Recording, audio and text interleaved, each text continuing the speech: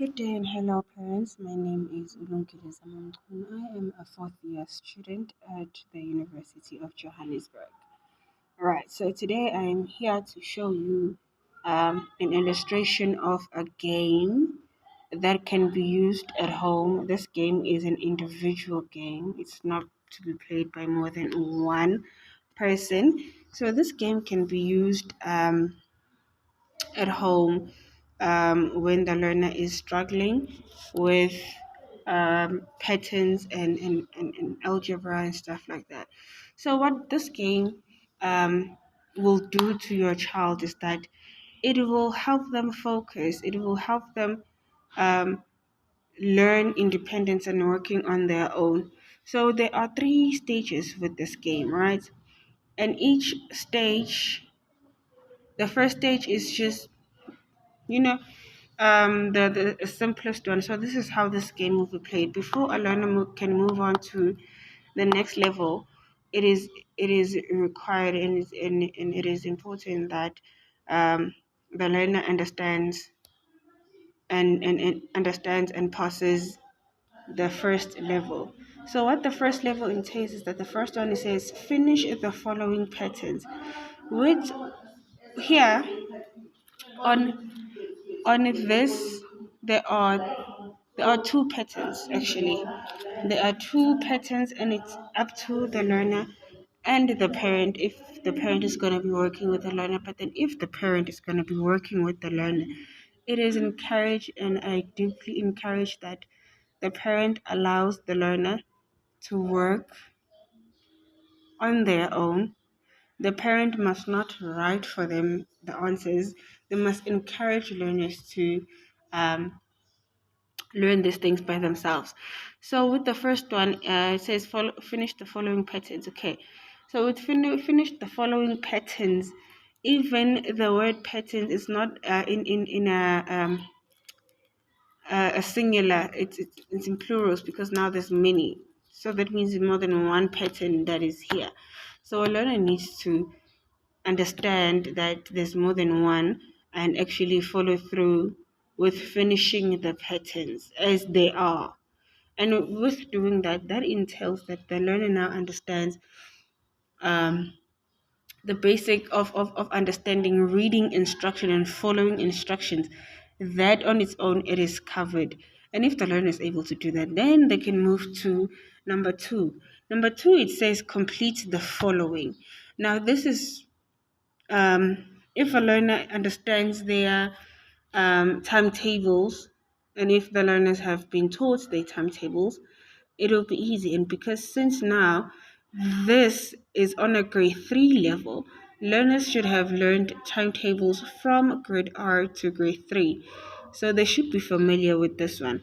So the second one, they have to work out the timetable. It's not focused on one particular one because here we've got 11, we got fives, we got tens. It's different. It's different. So what this does is that it makes the learner and like to spend time, understand and learn um and try to answer these questions as quickly as possible and as correctly as possible. And with this one, see now this one is a problem solving. From it's problem solving. So here the learner will have to read, and actually the learner will have to read and have to work out how to now, okay, I have a problem. How do I now work around it or work through it to get the right answer?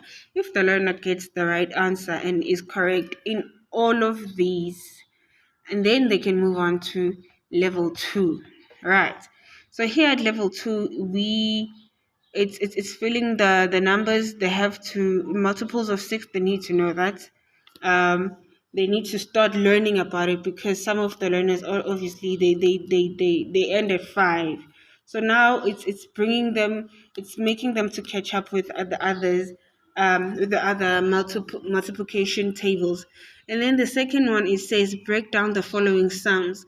Now this one is where they have to do the hundred tens and units, and so they have to break it down and find and write it in a correct way. And by doing so, this will help them understand how breaking down of 3 digits is not the same as breaking down with 2 digits, right? So we still have another problem solving issue here. So here they need to, now it's different because now there's a remainder. Now learners need to know how to work it, and when I say working it, I don't mean that they must use calculators, because calculators will not help. It will not enrich their minds. It will not make their mind to race faster to get the correct answer. So with this one, I encourage that parents don't allow learners to use any digital or technological things. They may use um, the simple way of counting with plain paper and writing. They may use their counters, it's fine, because also that means that the learners will be physically doing the work. And if the learner passes, gets everything right here on level 2, that means now the learner can move on to level 3. Right. So with level 3, it's also finished the pattern. It's different shapes. It's different shapes from what they are used to. These are also 2D, but can be made into 3D.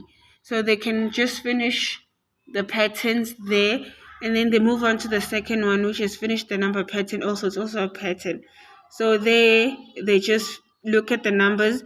The first one is 80, 88, 80, and 72. Now they have to find out what's the pattern here, and then just carry on with it. And also with the bottom one, they have to look at the numbers and then find out how is this a pattern, which pattern am I going to use. And now with this last one, the last one, it says finish the following equation.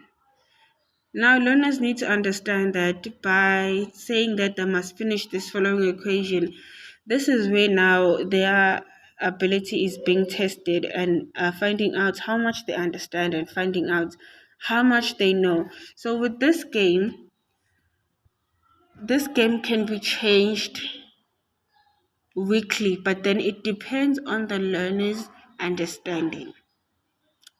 If the learner still needs more time to understand, and still needs